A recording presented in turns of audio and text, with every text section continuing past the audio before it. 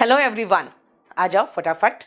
आज हम लोग कुछ अलग सा करेंगे और वो है वन वर्ड सब्स्टिट्यूशन में जो जनरली आता है। प्लस ये जो फिगर ऑफ स्पीच है ना, वो सीटेट में आता है। इम्पॉर्टेंट देखा जाए तो सीटेट में है और एसएससी के वन वर्ड सब्स्टिट्यूशन में। लेकिन हम लोग पार्ट्स ऑफ स्पीच पढ़ते हैं ग्रामर में, noun, pronoun, adjective, adverb, conjunction, article, preposition, है ना। लेकिन ये क्यों पढ़ रहे हैं? ये तो क्या है, ये पार्ट्स ऑफ स्पीच नहीं बेटा, ये फिगर ऑफ स्पीच है। जो फिगर ऑफ स्पीच होता है ना, वो आपके लिटरेचर को ब्यूटिफाई करने के लिए और बहुत डिफरेंट पर्पस के लिए यूज होता है। फिगर ऑफ स्पीच कहाँ पे? लिटरेचर में। तो हम लोग लिटरेचर में आपके फिगर ऑफ स्पीच में चलती हूं मैं, और सबसे पहले आते हैं, जो पहला है वो है सिमिली। लेकिन देखो, जो मैंने कहा उसके बारे में मैं बता दूं आपको। A figure of speech is a word or a phrase that is used to create an effect. जो मैंने नहीं कहा कि एक अलग तरीके का इफेक्ट क्रिएट करता है, या तो ब्यूटिफाई करेगा या कुछ ऐसा करेगा जो आपको बहुत डिफरेंट एक फीलिंग देगा, यानी इफेक्ट क्रिएट करता है। सबसे पहले सिमिली। बेटा सिमिली में आपको सिमिलर वर्ड दिख रहा है, सिमिलर, ये सिमिलैरिटी दर्शाएगा। सिमिली सिमिलैरिटी दर्शाता है, और ये जो सिमिलैरिटी दर्शाता है, देखो ये कैसे दर्शाता है। It compares to different things using like words like और एज। ये दो तरह के चीजों को, यहां पे थिंग्स होना चाहिए, ठीक है। ये दो डिफरेंट थिंग्स को ये कंपेयर करता है। किस चीज को यूज करके? ये यूज करता है वर्ड्स लाइक और एस। याद रखना, लाइक या एस वर्ड का प्रयोग करके। फॉर एग्जाम्पल, ध्यान से देखो, ही रैन, कैसे रैन? एस अ चीता। बेटा वर्ब की विशेषता एडवर्ब बताता है, और एस जो है ना एडवर्ब है। जो नॉर्मल वर्ब्स होते हैं उनके साथ हम एस लगाते हैं। ही रैन एस अ चीता। लेकिन इस तरह की करीबन आपको मैं 17 वर्ब्स देती हूं, जो कुछ वर्ब्स ऑफ एक्सेप्शन है। और ये वर्ब के बाद एडजेक्टिव आता है। Like a lion, he looks like a lion among the hyenas, यानी लकड़बग्घों के बीच में वो लायन की तरह दिख रहा था। लायन मतलब क्या हुआ? शेर, है ना। लायन का मतलब शेर, राइट। तो देखो ध्यान से, मैंने उस लड़के को लायन से कंपेयर किया, और वो लायन की तरह खड़ा था किसके बीच में? चीता, सॉरी, हाइनास के बीच में। हाइनास का मतलब होता है लकड़बग्घे। बेटा लकड़बग्घों का मतलब पता है क्या होता है? ये दूसरों का शिकार को छीन के खाते हैं, यानी ऐसे लोग जो दूसरों का शिकार यानी दूसरों का हक को छीन के खाए हैं, उनके बीच में ये शेर की तरह खड़ा था। लाइक एस, देख रहे हो, ठीक है। नेक्स्ट आओ, ही फॉट, फाइट का second form fought S a tiger. तो तीनों एग्जाम्पल्स में आपको क्या दिख रहा है कि हम लाइक या एस लगाए हैं कंपेयर करने के लिए, है ना। Clear? Thank you so much. Guru Purnima का जो आप लोग विश कर रहे हो, थैंक यू सो मच। अब सुनो, फिगर ऑफ स्पीच में सबसे पहला है सिमिली। सिमिली कैसे पहचानोगे? बेटा लाइक या एस वर्ड का इस्तेमाल होगा। ये क्या करेगा? ये कंपेयर करेगा। कंपेयर किसको करेगा? भाई किसी को भी कंपेयर किसी और से करेगा, चाहे वो जानवर हो या कोई चीज हो, कुछ भी हो, लेकिन कंपैरिजन में वर्ड यूज करेगा लाइक एंड एस। तो ये सिमिली है, और देखो ये सिमिलैरिटी दर्शा रहा है। बेटा वन वर्ड सब्स्टिट्यूशन जिसमें भी आता है, याद रखना, जब सिमिली की बात होती है तो होता है इट कंपेयर्स। देखो कभी कभी जो सीटेट है उसमें कोई पोयम देगा और उसमें फिर पूछ लेगा कि भाई यहां कौन सा फिगर ऑफ स्पीच है। अगर आपको लाइक और एस दिख रहा है, तुरंत लिख देना सिमिली। लेकिन अगर मैं ये कहूं कि वो एक लायन था, he was a lion among the cheetahs, among the hyenas, he was a lion among the hyenas। बेटा he was like a lion नहीं कहा, he fought as a lion नहीं कहा, मैंने सीधा कह दिया वो लायन था। ध्यान से देखो, यस टीजीटी पीजीटी में भी आता है बेटा। सुनो, he वॉज अ लायन, यहां भी कंपैरिजन है। एक जगह मैं कहूं कि वो शेर के जैसा है, सिमिली। एक जगह मैं कहूं वो शेर है, ठीक है ना, वो शेर है। तो इसका मतलब क्या हुआ बेटा, कौन सा गलत है? बिल्कुल सही कहां है? देखो देखो ध्यान से। His help was a shower of rain on a hot summer afternoon. आपको बहुत परेशानी थी, बहुत अधिक परेशानी। बेटा ये जो पुतिन, देखो नाम है पुतिन, और पूछ किसके बारे में रहा है ना, एसडीएम धोखेबाज के बारे में बात करना चाह रहा है ये मुझसे। बेटा सबसे पहले आपको एक चीज मैं बता दूं कि किसी का पर्सनल लाइफ को यहां हम डिस्कस क्यों करें। हाँ ये जरूर है उस लड़के के साथ तो बहुत गलत हो गया। अगर जो कहा जा रहा है, जो आपको दिख रहा है, अगर वो सच है और वो लड़का सच है, जैसे अब उसके बोलने के तरीके से तो लग रहा है वही सच बोल रहा है, तो उसके साथ बहुत गलत हुआ, बहुत ही गलत हुआ। लेकिन एक चीज मुझे ये चीज गलत लगा, एक बात, कि लोग उसको कंपेयर करके कह रहे हैं कि भाई बेटी को पढ़ाओ बेबी को नहीं, बेटी को पढ़ाओ बीबी को नहीं। ये गलत हो रहा है। आप जनरलाइज मत करिए। अगर मान लो एक लड़का किसी एक लड़की को धोखा देता है ना, जैसा मेरे साथ अगर हुआ है, तो मैं क्या कहूं कि सारे मर्द गद्दार होते हैं, सारे पति कमीने होते हैं। अच्छा लगेगा सुन के आपको? नहीं ना। तो इसीलिए अगर एक महिला ने ऐसा किया है तो अब सारी महिलाओं को ऐसी बात मत करो, क्योंकि ये खराब लगता है। सेकेंडली, एक गाना जो मैं देख रही हूं उसके साथ बहुत वायरल हो रहा है, वो बहुत गलत गाना है, बहुत रिग्रेसिव गाना मुझे लग रहा है कि बबुनी के लागिल पे शहर के हवा और पढ़ावा, है ना, यानी कि बबुनी के यानी लड़की को शहर की हवा लग गई है और पढ़ाओ। तो मतलब कहना का क्या है कि लड़कियों को मत पढ़ाओ, शहर की हवा लग जाती है उनको, नहीं। तो बेटा जनरलाइज मत करिए, क्योंकि अगर मैं अपने लाइफ एक्सपीरियंस को जनरलाइज करके सभी मर्दों को गाली देने लगूं तो ये अच्छा नहीं होगा, राइट। तो इसीलिए एक महिला का एग्जाम्पल लेकर आप सभी जितनी भी महिलाएं तैयारी कर रही हैं सारी महिलाएं, उनके हस्बैंड को कहोगे और पढ़ाओ, है ना, हवा लग जाएगा, छोड़ के भाग जाएगी, तो ये बात सही नहीं है। देखो बात क्या है ना, किसी भी एक महिला को देख के आप सारी महिलाओं को जनरलाइज करोगे तो फिर हम भी तो एक पुरुष को देख के हम सारे मर्द समाज को जनरलाइज कर दें, राइट। अच्छा लगेगा सुन के आपको? देखो बेटा बात क्या है ना कि पूरी दुनिया ब्लैक एंड व्हाइट नहीं है, इसलिए सबको ब्लैक एंड व्हाइट में रखना नहीं चाहिए, राइट। इसीलिए हाँ ये गाना बहुत पहले का है गोविंद, लेकिन उस गाने को उस महिला पर फिल्मा कर और उसको ऐसे जनरलाइज किया जा रहा है कि भाई कि लड़की को शहर की हवा लग जाती है और पढ़ाओ, इसका मतलब है मत पढ़ाओ, घर में चूल्हा चौका करेगी तो शहर की हवा नहीं लगेगी। This is wrong, this is wrong. बाकी जो उनके लाइफ में हो रहा है, अगर आप कहोगे देखा जाए तो सही में लड़के के साथ गलत हुआ है, लेकिन मैं कहूँ कि लड़के के साथ गलत हुआ है।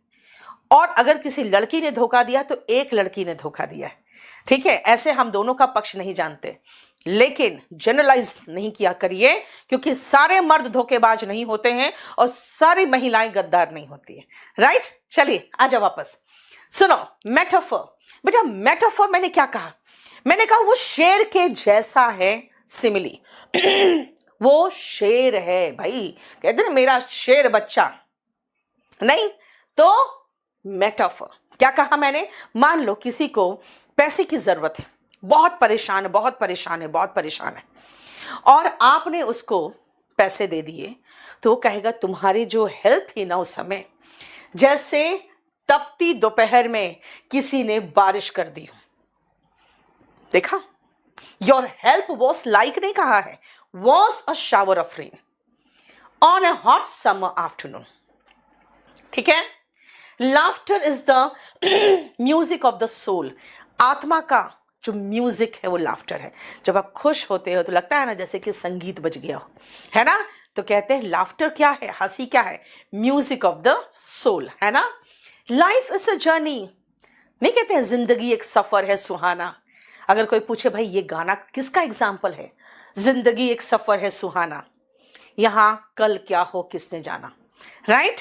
वो भी तो मेटाफर है, क्योंकि उसने नहीं कहा है जिंदगी एक सफर की तरह है, बल्कि कह रहा है जिंदगी एक सफर है।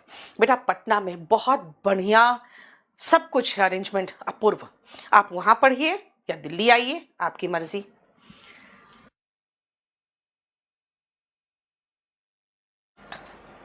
नेक्स्ट आप तीसरा हम फिगर ऑफ स्पीच पे चल रहे हैं, वो है पर्सोनिफिकेशन। पर्सोनिफाई करने का मतलब होता है किसी भी निर्जीव वस्तु में हम अगर जीवन दिखा दें। अब मान लो अगर मैं कहूं कि भाई तपती गर्मी का मौसम आया है ना, सूरज बिल्कुल गुस्से में चमक रहा है, बोलोगे भाई सूरज को गुस्सा कहां से आएगा भाई, वो तो नॉन लिविंग है।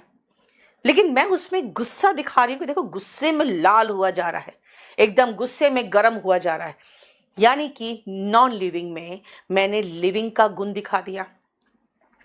कभी प्रकृति को मां से कंपेयर करते हो ना, यानी प्रकृति एक नॉन लिविंग थिंग को आप मां का ममतत्व दिखा रहे हो उसमें, तो ममता मई दिखाने के लिए क्या किया आपने, उसको लिविंग बना दिया। यही है personification. It is a figure of speech in which a non living thing is described to look like a person. Yes बेटा गुंजन, सीरियस के में भी ये इस्तेमाल होता है। पटना में ऑफलाइन है, हीरा पन्ना ज्वेलर्स के ऊपर। चलो, द विंड हाउल्ड, हाउल मतलब हू करके जो नहीं बोलता है, सियार भालू नहीं, क्या कहते हैं उसको, सियार ही तो बोलते हैं ना, है ना, हू हाउलिंग करते हैं। अब वो क्या है भाई, आवाज जानवर का निकाल रहे हो और कंपेयर कर रहे हो कि विंड की आवाज जो थी वो हाउल की, कहां, रात में, in the night. And the lightning यानी जो बिजली का कड़कना था, dance across the sky. Dance का मतलब होता है ऐसे नाचते हुए निकला। भाई लाइटनिंग कहीं नाचती है, भाई नाचा, मैंने उसको नाचते हुए दिखाया। विंड का आवाज मैंने हाउलिंग साउंड दिखा रही हूं मैं, नहीं मतलब नॉन लिविंग में गुण दिखा रही हूं, किसको भेड़िया, हाँ सही। At 7 AM my alarm clock yells at me, मेरे पर चीखता है मेरा अलार्म क्लॉक, उसकी आवाज मुझे चीख की तरह सुनाई पड़ती है, चिल्लाता हुआ उठो। नहीं, आरएनई और मेटाफर बिल्कुल डिफरेंट है Sharma. And orders me to get out of bed. भाई अलार्म क्लॉक नॉन लिविंग है, आप कह रहे हो वो चीखता है और मुझे आदेश देता है बेड से निकलो बाहर, यानी कि नॉन लिविंग में लिविंग का गुण दिखा रहा है। फियर ग्रिप्ड द वर्ल्ड, जो डर था अपने पंजे में ग्रिप कर लिया, पकड़ में ले लिया, किसको, पूरी दुनिया को। As the virus played havoc, बिल्कुल ये जो वायरस आया था कोरोना वायरस, उसने जो बिल्कुल चारों तरफ एक कहते हैं ना हंगामा क्रिएट कर दिया। प्ले हैवॉक का मतलब वही तो है, हंगामा सा, है ना, एक बिल्कुल डरावना वातावरण जो क्रिएट कर दिया था। उस समय डर ने अपने पंजे में पूरे वर्ल्ड को पकड़ लिया था। अब बोलोगे मैम फियर तो नॉन लिविंग है, अपने पंजे में कैसे पकड़ेगा, तो मैं तो यही कहूंगी बेटा देख लो, समझो मीनिंग। प्यार अंधा होता है। अब कहोगे मैम प्यार तो नॉन लिविंग है, लेकिन ये तो आप समझते ही हो कि प्यार अंधा होता है, नहीं तो लव इज ब्लाइंड। अब आप खुद ध्यान से देखो, अगर लव इज ब्लाइंड मैंने कहा है तो किसी नॉन लिविंग में लिविंग का गुण दिखा रही हूं ना मैं, है ना। Experience is the best teacher, कहते हैं भाई आज मुझे किसी ने पूछा कि मैम आप किसको गुरु मानते हो, पहले मैं कुछ देर सोचती रही, फिर मैंने कहा वक्त ने मुझे बहुत सिखाया है और बहुत बुरी तरह से सिखाया है और बहुत ही जो कहते हैं ना सख्त मास्टर की तरह सिखाया है, तो उसको मैं अपना गुरु मानूंगी। लेकिन कहते हैं experience is the best teacher. आप कहोगे एक्सपीरियंस तो नॉन लिविंग है, आप उसको टीचर बना रहे हो। Personification, a lie has no leg, झूठ के पांव नहीं होते। तो भाई झूठ के पांव कहां से होंगे, वो तो नॉन लिविंग है, कहेंगे बस ठीक है यार, है ना, झूठ के पाँव नहीं होते, तो ये लाई जो है वो नॉन लिविंग है, लेकिन कह रहे उसके पाँव नहीं है, इसका मतलब है इंसान की तरह ट्रीट करे, भाई वो इंसान है, लंगड़ा इंसान है, उसके पाँव नहीं होते, राइट।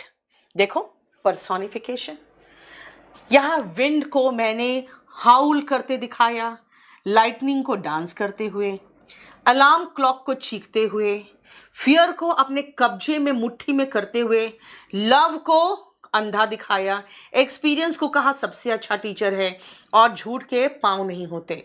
यहां सब में नॉन लिविंग में गुण दिखा रही हूं मैं लिविंग का। वॉल्यूम 2 बेटा, वॉल्यूम 2 का प्रैक्टिस बैच नहीं है, वॉल्यूम 2 किताब है, वो आप ले सकते हो केडी पब्लिकेशन से।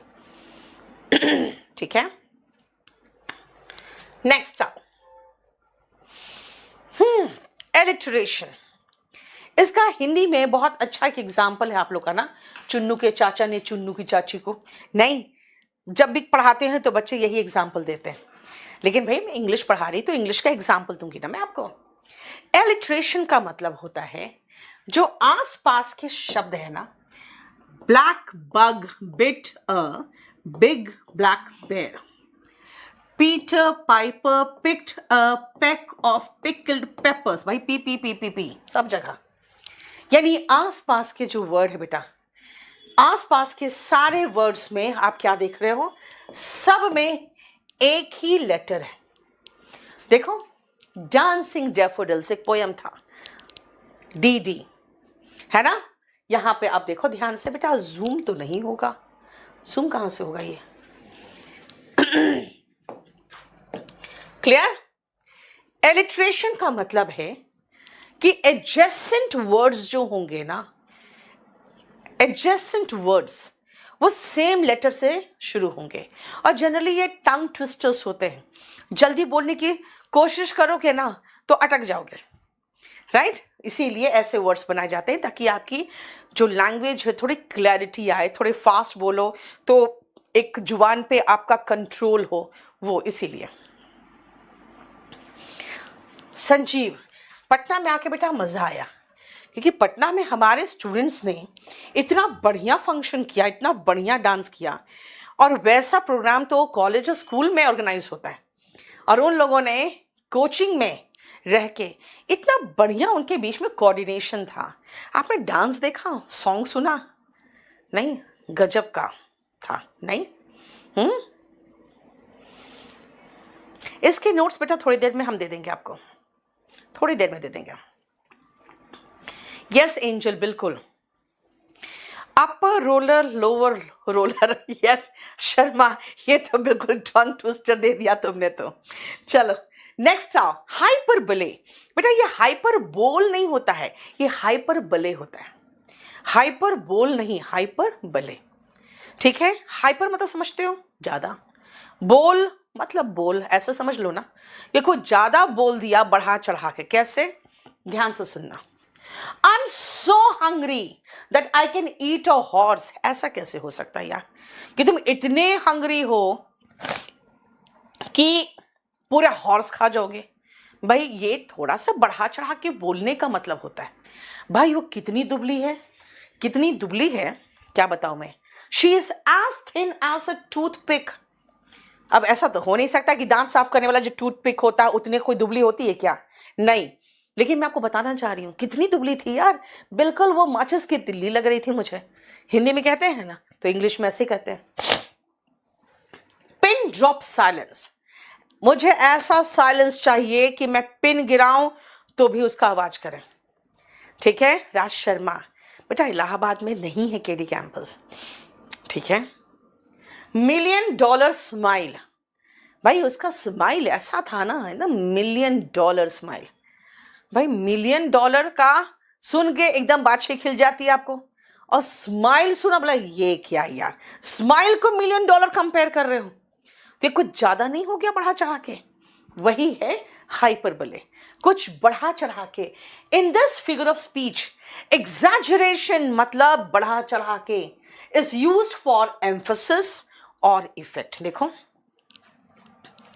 आलोक मैं पटना आ चुकी, हाँ सोनम कुमारी, हाँ, मेरे बाद गौरव सर आए, अभी कल ही तो था ना उनका फंक्शन। हाँ, प्रैक्टिस सेट बता दीजिए इंग्लिश की फुल सिलेबस का। बेटा जाओ ना केडी लाइव ऐप में, वहाँ पे प्रैक्टिस बैच है, 80 करीबन टेस्ट पेपर्स प्रैक्टिस कराया, और क्या चाहिए। ज्योतिष साहब पूछ रही है कि मैम आपको बिहार आके कैसा लगा। बेटा आपको अपने मायके जाके कैसा लगेगा, बस, और ज़्यादा कुछ बताने की ज़रूरत है, जरा बताओ तो। हाँ, महिलाएं मरी रहती है अपने मायके जाने के लिए, नहीं तो फिर चलो नेक्स्ट आओ। मुखर्जी नगर में इंग्लिश मीडियम है या मुखर्जी नगर में बेटा शिव मंगल बाइलिंगुअल है, इंग्लिश मीडियम नहीं है, बाइलिंगुअल है। चलो, ओनोमैटोपिया देखो ध्यान से बेटा, ओनोमैटोपिया ध्यान से सुनना क्या है। In it, words are based on the actual sound the thing produces. ठीक है, एक्चुअल साउंड, कैसा साउंड, धड़ की आवाज के साथ। ओके, जैसे पॉपकॉर्न पॉप करता है, बीज बज, है ना, जूम नहीं, थड, बूम नहीं। अब ये सब वर्ड बना कैसे है देखो बेटा, ये सब वर्ड उन साउंड पर बेस्ड है जो एक्चुअली उस साउंड को प्रोड्यूस करता है। बूम, बैंग, बज, हिस, पॉप, बूम, स्प्लैश नहीं, तो जैसा आवाज करता है ना, उसी साउंड पर उसका वर्ड का निर्माण हुआ है, वो साउंड पर वर्ड का निर्माण हुआ है, तो वो कहलाता है ओनोमैटोपिया। समझ में आया? यानी कि अगर कोई वर्ड उस साउंड पर बेस्ड है जो साउंड प्रोड्यूस कर रहा है। भाई कैसी आवाज करती है जब मक्खियां बोलती है, बज, तो बी यू जेड जेड बन गया, है ना। पानी में जब कुछ गिरता है तो स्प्लैश, तो देखो स्प्लैश बन गया। वही जो साउंड प्रोड्यूस करता है उसी पर बना है, देखो, ठीक है। नेक्स्ट आओ, कॉम्प्रिहेंशन क्लोज टेस्ट वगैरह कराएंगे बेटा। चलो नेक्स्ट आओ, पैराडॉक्स। बेटा पैराडॉक्स का मतलब होता है कॉन्ट्राडिक्शन, यानी कि आप जो बोल रहे हो ना वो उसका कॉन्ट्राडिक्ट करेगा कई बार। जैसे आप पैसा कैसे कमाते हो, बाय स्पेंडिंग इट। जितने भी ऑनलाइन प्लेटफॉर्म है, जितने भी आपके इस तरह के इंटरनेट मार्केटिंग है, उनका एक ही सिद्धांत होता है कि भाई आपको पैसा कमाना है तो भाई आप पहले स्पेंड करिए, मतलब पैसा खर्चिएगा तो पैसा कमाइएगा। आपको नहीं लग रहा है ये थोड़ा पैराडॉक्स है? ठीक है शिवम, ये प्राइवेट नहीं होगा बेटा, ये टॉपिक है फिगर ऑफ स्पीच। नेक्स्ट आओ, अगर जिस समय कोविड सेकेंड वेव आया था, ऐसा लग रहा था कि ये अंत की शुरुआत है, इस पूरे दुनिया का अंत होने वाला है, उसकी शुरुआत हो गई है, बिगिनिंग ऑफ द एंड। नहीं, अगर आप कहोगे कि भाई ज्यादा मत बोलो, कम बोलोगे ज्यादा असरदार होगा, लेस इज मोर। अब भाई लेस का मतलब लेस होता है, मोर उसका एंटोनिम है, right. Subhash Chandra Behera, 2 volume 1 book. देखो इसका, देखो सुभाष, आप अपना ऑर्डर नंबर लिखो बेटा, पहले आप अपना ऑर्डर नंबर लिखो।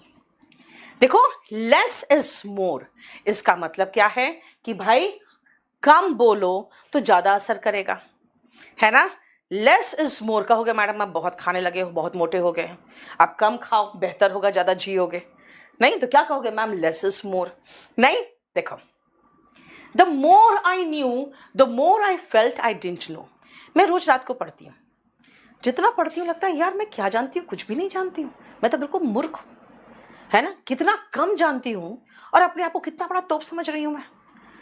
जितना ज्यादा पढ़ती हूँ ना उतना ज्यादा लगता है कि मैं कम जानती हूँ। अब आप बोलोगे मैम ये क्या, जितना आप पढ़ते हो उतना आपको कम महसूस होता है कि आप जानते हो। आपको नहीं लग रहा है उल्टा सुभाष चंद्र का देख लो, नहीं उल्टा लग रहा है, इसका मतलब है कि आप जो बोल रहे हो आप मीन उसका उल्टा कर रहे हो। देखो यही तो पैराडॉक्स है, समझ में आया? बोलो, कोई प्रॉब्लम? नेक्स्ट आओ। आर्यनी। आर्यनी का मतलब विडंबना। भाई क्या विडंबना थी, चारों तरफ पानी, चारों तरफ समुद्र, पीने का एक ड्रॉप पानी नहीं अवेलेबल। एक पोयम है, उसमें है कि वो शिप में फंस जाता है और शिप भटक जाता है, और फिर उसमें जो उन लोग की त्रासदी शुरू होती है, उसमें उसका कहना था water water everywhere, not a drop to drink. चारों तरफ पानी, पीने का एक बूंद नहीं। विडंबना ही तो है। मूर्ख को लगता है ना वो ज्यादा जानता है। ये सबसे बड़ी विडंबना है कि जो मूर्ख होते हैं वो ज्यादा बोलते हैं और वो झूठ फैलाते हैं, वो बिल्कुल जो कहते हैं ना अननेसेसरी बातें फैलाते हैं, और जिनको पता होता है वो बोलते ही नहीं है। नहीं तो ये क्या है, विडंबना ही तो है। टाइटैनिक को कहा गया था अनसिंकेबल। अब विडंबना ये थी कि पहले ही वॉयज में, वॉयज का मतलब होता है बेटा जर्नी बाय शिप। याद रखना, वन वर्ड सब्स्टिट्यूशन में ये वर्ड आता है, जर्नी बाय शिप। ठीक है, क्लियर? इसी को कहते हैं विडंबना, कि कहा कि कभी भी नहीं डूबेगा और वो अपने पहले वॉयज में डूब गया। क्लियर, समझ में आया?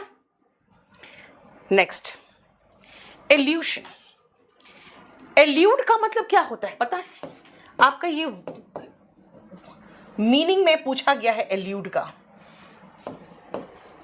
इसका मीनिंग होता है टू रेफर इनडायरेक्टली, यानी सीधा सीधा नहीं, इनडायरेक्ट तरीके से किसी चीज को संबोधित करना।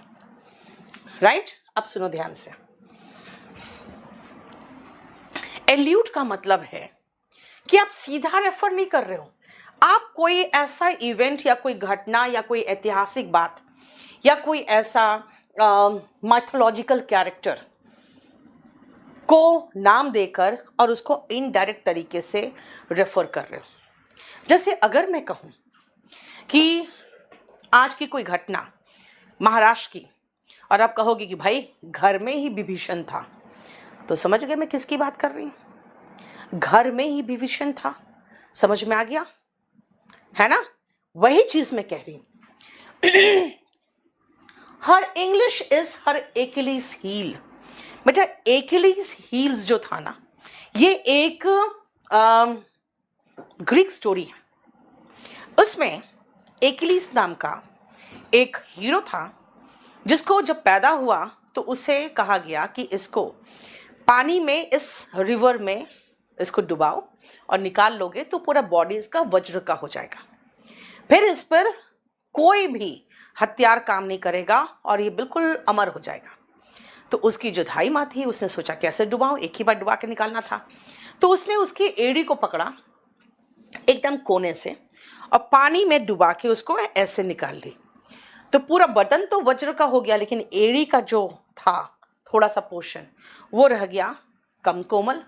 वही उसका कमजोर पक्ष था, वहीं पर उसे आघात लगा और वो मर गया बाद में। तो यही तो आपका कमजोर पक्ष है। अगर मैं कहूं कि भाई वो बिल्कुल बहुत अच्छी है पढ़ने में, her English is her Achilles heel, इसका मतलब उसकी इंग्लिश कमजोर है।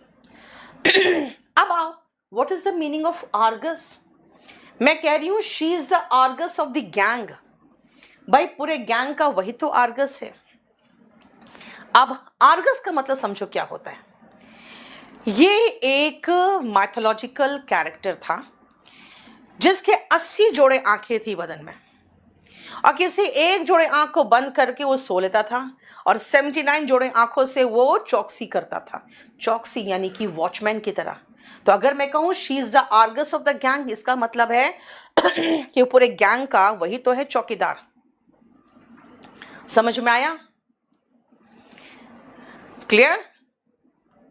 नहीं चारू, सुभाष बोल दिया, लिखवा दिया, अब तुम ही कमेंट करते रहोगे तो कहां दूसरों को कमेंट करने दोगे? ठीक है, चलो नेक्स्ट आओ। We had an Einstein in our country. भाई अगर हम बात करें किसी ऐसे साइंटिस्ट की और उसको मैं कहूँ कि भाई हमारे पास भी एक आइंस्टीन था, हमने उसकी कद्र नहीं समझी, तो इसका मतलब क्या हुआ है? इसका मतलब है कि उसको मैं बता रही हूँ बहुत महान वो वैज्ञानिक था। देखो ये क्या है? यही तो है इल्यूशन, इनडायरेक्ट रेफरेंस, है ना। He met his Waterloo. बेटा वाटरलू का मतलब क्या है और यहां पे हम बोलना क्या चाहते हैं, अब आप बताओगे मुझे। ही मेट हिज वाटरलू का मतलब क्या है, अब आप बताओ, बोलो। बोलो बोलो, क्या हुआ था? जल्दी।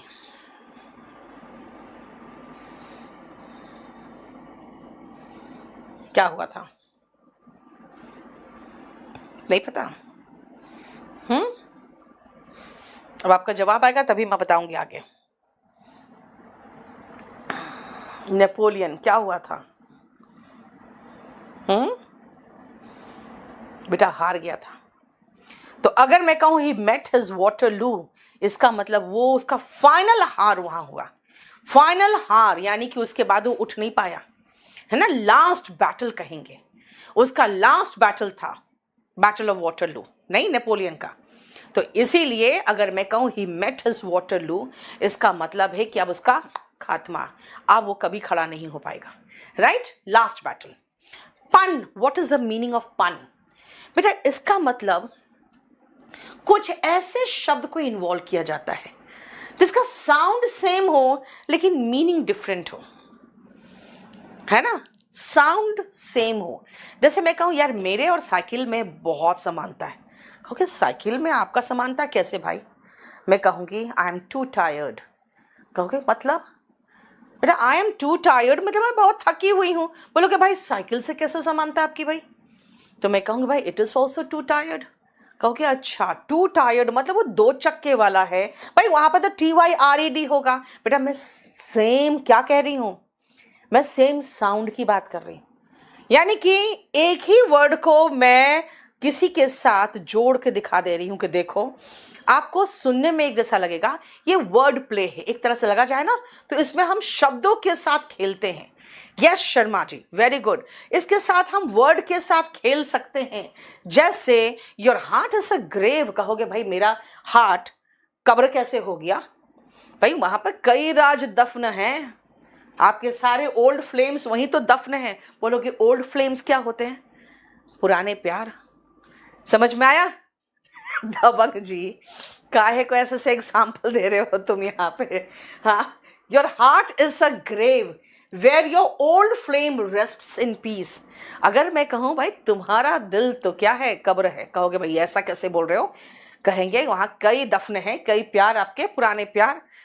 देखो अ leopard can not change it's spots. जो जैसा रहता है ना बेटा वो ऐसा ही रहेगा। आप अगर सेकंड चांस दे रहे हो किसी को तो इसका मतलब है आप जानबूझकर मूर्ख बन रहे हो। अगर पहली बार किसी ने आपको धोखा दिया तो कमीना वो था, आप इनोसेंट थे। लेकिन अगर उससे ही दूसरी बार धोखा खाए हो तो इसका मतलब आप मूर्ख हो, फिर आपको शर्म आनी चाहिए। समझ में आया? पहली बार अगर आप धोखा खा गए तो इसका मतलब है आप इनोसेंट थे, अगला कमीना था, है ना। लेकिन अगर दूसरी बार धोखा खाए हो तो बेटा आप मूर्ख हो। सेकेंड बार अगर धोखा खाए हो तो आपको शर्म आनी चाहिए। मतलब ये कह रही हूं कि लेपर्ड अपना स्पॉट्स चेंज नहीं करता, इसलिए अगर फिर से विश्वास करके उसके पास जा रहे हो इसका मतलब है कि आप सोच रहे हो कि वो बदल गया होगा। बेटा लेपर्ड अपना स्पॉट्स चेंज नहीं करता, जो जैसा है ना वो वैसा ही रहेगा, उसमें चेंज नहीं आएगा। कोई भी व्यक्ति अपना ट्रू कलर चेंज नहीं कर सकता, ठीक है। अब पिक्चर टेल्स होगा यहां पे, टेल्स 1,000 वर्ड्स। इसका मतलब है कि अगर एक पिक्चर देख लोगे ना वो 1000 शब्दों के बराबर होता है। कोई ढंग का मैं इतिहास का सोचती हूं कितना बढ़िया होता अगर जो सही हिस्ट्री है एक्चुअली उस पर मूवी बनता और बच्चे जो हिस्ट्री पढ़ते हैं उस मूवी को ही देखते हैं और उसको एक एक चीज याद हो जाता है। ये सब डायलॉगबाजी नहीं होता है ना, तो वो 1000 वर्ड्स के बराबर होता भाई। फिर भी आप अगर कोई चीज एक पिक्चर के रूप में देख लेते हो तो आपको जल्दी याद हो जाता है ना, क्योंकि वो 1000 शब्दों के बराबर होता है। देखो, अ cycle can not stand at it is to tired, जो मैंने नहीं कहा था भाई कि भाई मैं बहुत थकी हुई हूं, I am feeling like a cycle. बोलोगे क्यों भाई? मैं कहूँगी आई एम टू टायर्ड। क्यों? साइकिल भी टू टायर्ड है, इसलिए तो खड़ा नहीं हो पाता है, उसको एक स्टैंड चाहिए खड़े होने के लिए।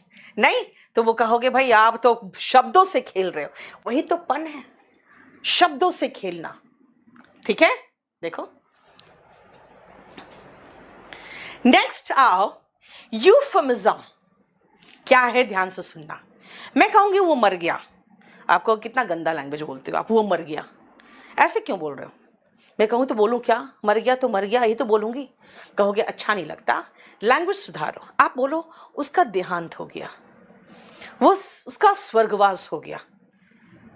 मतलब बोलना तो वही वो मर गया, बोल तो तुम भी रहे हो वो मर गया, लेकिन सॉफ्ट वर्ड, थोड़ा समाज में जो सुन के गंदा ना लगे वैसे शब्द का इस्तेमाल कर रहे हो। यानी soft words in place of offensive term. Mild, थोड़ा सा माइल्ड हो, हल्का हो, इनडायरेक्ट टर्म हो, है ना। ऑफेंसिव वर्ड के जगह पे उसको कहते हैं यूफेमिज्म। जैसे मैंने कहा ही पास्ड अवे, वो मर गया की जगह पे हिंदी में क्या कहते हैं, उसका देहांत हो गया। इंग्लिश में कहते हैं ही पास्ड अवे। कहते हैं सेकेंड हैंड कार है यार, कितना गंदा लग रहा सुन के, बोल दो ना ऐसे, it is a pre owned car. जैसे कहते हैं शी इज प्रेग्नेंट, अब भाई प्रेग्नेंट अच्छा नहीं लग रहा सुन के पब्लिकली, बोलो she is in the family way, इसका मतलब अब उसका परिवार होने वाला है। देखो थोड़ा सा डिसेंट लगा, बात तो वही कह रहे हो, समझ में आया।